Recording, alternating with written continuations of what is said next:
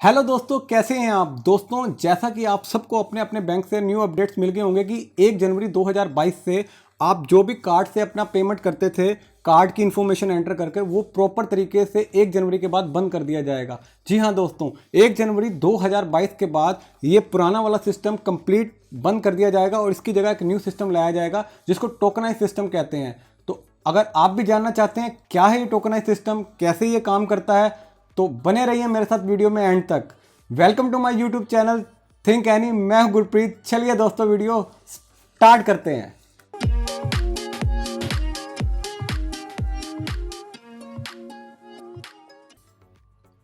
तो दोस्तों, जो ये नया रूल 2022 से लागू होगा, इसमें सबसे पहले हम ये देखते हैं कि इसका कस्टमर और मर्चेंट यानी कि जो पेमेंट कर रहे हैं और जो पेमेंट रिसीव कर रहे हैं इनके ऊपर क्या क्या इफेक्ट पड़ेगा। तो दोस्तों, सबसे पहले हम देखते हैं मर्चेंट साइड। मर्चेंट साइड पर क्या होगा कि merchant were restricted for card detail. यहाँ मैं अगर कार्ड की बात कर रहा हूँ तो कार्ड का डेबिट और क्रेडिट दोनों कार्ड हैं। तो इसके अंदर पहले क्या होता था, आप जब भी पेमेंट करते थे तो वो आपकी डिटेल्स को पूरा का पूरा सेव कर लेते थे अपने डाटाबेस के अंदर, और आप अगर नेक्स्ट टाइम जब भी पेमेंट करते थे तो आपको सिर्फ सीवीवी नंबर एंटर करना होता था। बट अब 2022 के बाद ये जो भी आपके कार्ड की डिटेल है वो अपने डाटाबेस में सेव नहीं रख सकते।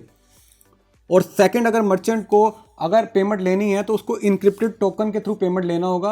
अब वो इनक्रिप्टेड टोकन क्या है उसके बारे में मैं आपको वीडियो में आगे बताऊंगा। अब देखते हैं कस्टमर साइड पर इसका क्या इफेक्ट पड़ेगा। कस्टमर साइड में क्या होगा, अगर आप कार्ड से अगर पुराने तरीके से ही पेमेंट करना चाहते हैं तो आपको हर टाइम कार्ड की डिटेल एंटर करनी पड़ेगी, यानी कि 16 डिजिट का कार्ड का number, expiry date, CVV number, ये आपको हर परचेज पर पूरा का पूरा दोबारा डालना पड़ेगा। क्यों? क्योंकि मर्चेंट जो है वो आपकी कार्ड की डिटेल को अब सेव नहीं रख सकते।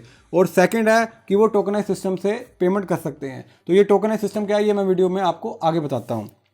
अब उससे पहले दोस्तों हम ये देखते हैं टोकनाइज सिस्टम समझने से पहले कि हमारा पुराना मेथड क्या है, हम कैसे पेमेंट करते हैं। इसमें दोस्तों क्या होता था कि मान लीजिए अगर आपने कोई भी परचेज किया तो आप परचेज करते वक्त अपने कार्ड की डिटेल एंटर करते थे। वो वेरीफाई होने के लिए गेटवे पर जाती थी, और जो भी गेटवे होता था, वीज़ा या मास्टर, जिस कंपनी का भी आपका कार्ड है, वो आपके बैंक से वेरीफाई करता था आपकी डिटेल कि आपके कस्टमर ने कार्ड को स्वाइप किया है, कार्ड की डिटेल्स डाली है इतनी पेमेंट के लिए। वो वेरीफाई करता था। जो आपका बैंक होता था वो एक ओटीपी कस्टमर को भेज देता था वेरीफाई करने के लिए, और आपको जैसे ही आप ओटीपी डालते थे और वो वेरीफाई करके वापसी आपका जो भी गेटवे होता था, वीज़ा या मास्ट्रो, उसको भेज देता था। अब वो जो गेटवे है वो हमारे बैंक से पेमेंट लेकर और जो मर्चेंट का बैंक है वहाँ पर ट्रांसफ़र कर देता था। और अगर आपका क्रेडिट का कार्ड है और उसमें आपको क्या होता था, मंथली बिल जनरेट होकर आपको आ जाता था, और अगर आपका डेबिट कार्ड है तो आपके अकाउंट से अमाउंट डिडक्ट हो जाता था। तो ये हमारा पुराना मेथड है जो स्टिल अभी 31 दिसंबर तक काम करेगा। इस तरीके से हम पेमेंट करते थे। अब दोस्तों आगे चलते हैं। आगे मैं आपको बताना चाहूँगा, आप जैसे भी ये ऑनलाइन पोर्टल पर जब पेमेंट करते थे, एक फ्लिपकार्ट और अमेजोन का है। अब यहाँ पर आप देख सकते हैं कि आपकी कार्ड की डिटेल प्रॉपर तरीके से सेव है। अब आपको सिर्फ क्या करना होता था, अपना सीवीवी नंबर डालना होता था और आप आराम से पेमेंट कर देते थे। बट अब नया जो नियम आया उसके तहत ये सारी डिटेल यहाँ से डिलीट कर दी जाएगी। अब आपके पास दो ऑप्शन है, या तो आप हर टाइम अपने कार्ड की डिटेल एंटर करें, और जो सेकंड ऑप्शन है उसमें आप चाहें तो अपना कार्ड को सेव करवा सकते हैं उसके अंदर। बट उसके अंदर आपको पहले टिक करना पड़ेगा कि जो भी आपकी secure my card as per RBI guideline, जो भी आरबीआई ने गाइडलाइन दे रखी है उसके तहत ही आपका कार्ड सेव किया जाएगा। उसके अंदर क्या है कि आपके कार्ड के कुछ नंबर्स, सारा कार्ड नहीं, कुछ नंबर्स को सेव किया जाएगा। अब वो क्या है, अब ये नियम लागू होने के बाद प्रॉपर तरीके से पता लगेगा। बट अभी ये आपको, आप जो भी ऑनलाइन पोर्टल पर अगर पेमेंट करते हैं तो आपको ये दो ऑप्शन नज़र आ रहे होंगे। अमेजोन पर ऐसे नज़र आएगा और फ्लिपकार्ट पर ऐसे नज़र आएगा। आप चाहें तो वहाँ पर सेव कर सकते हैं। अब दोस्तों अब आगे ये देखते हैं कि ये जो टोकनाइज सिस्टम है ये कैसे काम करता है। अब दोस्तों ये जो टोकनाइज सिस्टम है, ये फर्स्ट ऑफ ऑल इसका जो पूरा नाम है वो है COFT, यानी कार्ड ऑन फाइल टोकनाइजेशन। ये इसकी फुल फॉर्म है। ये कॉन्सेप्ट का प्रॉपर जो नाम है वो ये है। अब इसके अंदर क्या होता है, इसके अंदर भी आपको अगर पेमेंट करनी है तो दो मेथड हैं। एक NFC है, NFC यानी कि नियर फील्ड कम्युनिकेशन, और सेकंड है टोकन। इसमें आपको 16 डिजिट का एक यूनिक नंबर दिया जाएगा जो हर बार चेंज होगा, उसके थ्रू आप पेमेंट कर सकते हैं। अब ये NFC और टोकनाइज सिस्टम कैसे है मैं आपको आगे बताता हूँ।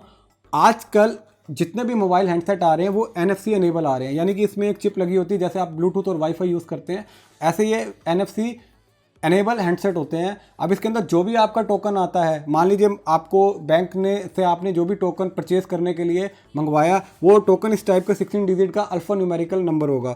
अब एक फर्स्ट मेथड तो ये है कि आप इसको एज इट इज डालकर पेमेंट कर सकते हैं, और सेकंड ये है अगर आपके पास NFC एनेबल हैंडसेट है तो आपको कुछ नहीं करना, जिस भी मर्चेंट के बाद आप बाइंग करने के लिए जाएंगे उनके पास एक डिवाइसेस होती है जिसमें आप पहले कार्ड स्वाइप करते थे, उसी को अपग्रेड किया जा रहा है, उसको NFC रिसीवर बनाया जा रहा है। तो वो क्या करेगा कि वो जैसे ही आप ये टोकन है, आप अपने NFC के ऑप्शन में जाकर इसमें टोकन की पेमेंट करने के लिए आपको सिर्फ अपने हैंडसेट को उसको लगाना पड़ेगा, जैसे कि आप वेव कार्ड को यूज़ करते थे, बिल्कुल वैसे ही। अब इसमें क्या होगा, अब आप कहेंगे कि ये वेव कार्ड और इसके अंदर तो कोई फ़र्क नहीं। दोस्तों इसमें फ़र्क है, इसमें ये फ़र्क है कि ये जो टोकन है ये हर बार नया जनरेट होगा, यानी कि जो वन टाइम यूज़ हो गया वो आप दोबारा यूज़ नहीं कर सकते। तो ये NFC मेथड है, आप इस तरीके से इसको यूज़ कर सकते हैं।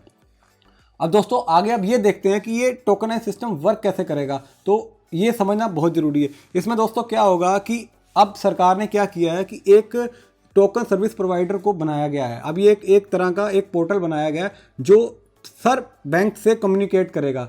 अब इसके अंदर कंप्लीट आपका डाटाबेस जितना भी वो स्टोर रहेगा। अब आपको क्या करना पड़ेगा, सबसे पहले मान लीजिए आपने कोई परचेज की है तो आपको इस जो टोकन सर्विस प्रोवाइडर है उसके अंदर अपने कार्ड की डिटेल को फिल करना पड़ेगा वन टाइम। तो जैसे ही आप फिल करेंगे ये आपको बैंक प्रोवाइड करवाएगा। करने के बाद वो आपको एक टोकन जनरेट करके दे देंगे, एक नंबर यूनिक जनरेट करके दे देंगे। अब आप क्या करेंगे कि वो टोकन जो है उसके थ्रू मर्चेंट को आप पेमेंट करेंगे, और जैसे ही मर्चेंट को वो टोकन रिसीव होगा वो मर्चेंट अपने बैंक में उस टोकन को वेरीफाई करने के लिए भेजेगा, और जो बैंक है वो टोकन सर्विस प्रोवाइडर के पास दोबारा उसको वेरीफाई करेगा, और वेरीफाई करने के बाद जो हमारा बैंक है वो पेमेंट मर्चेंट बैंक को कर देगा। अब इस सारे प्रोसेस में क्या हुआ कि जो आपका कार्ड है वो कार्ड की डिटेल सिर्फ आपके पास है और आपके बैंक के पास है, और आपके कार्ड की डिटेल किसी के पास नहीं है। जो ये टोकन सर्विस प्रोवाइडर है ये आपको बैंक ही प्रोवाइड करवाएगा, और इसी के अंदर सारा डाटाबेस आपका स्टोर रहेगा, और ये कम्प्लीटली इनक्रिप्टेड होगा, इसको कोई भी किसी भी तरीके से तोड़ नहीं सकता। तो इस तरीके से आप काफ़ी तरह जितने भी ऑनलाइन फ्रॉड्स वगैरह हो रहे हैं आपके कार्ड के साथ, उससे आप आसानी से बच सकते हैं। मैं आशा करता हूं दोस्तों कि आपको ये मेरी इन्फॉर्मेशन अच्छी लगी होगी। अगर दोस्तों आपको मेरी ये वीडियो अच्छी लगी तो please like, share and subscribe my channel, और ऐसी ही और अमेजिंग वीडियो के लिए बने रहिए मेरे साथ। मिलते हैं next time. Thank you, goodbye, जय हिंद।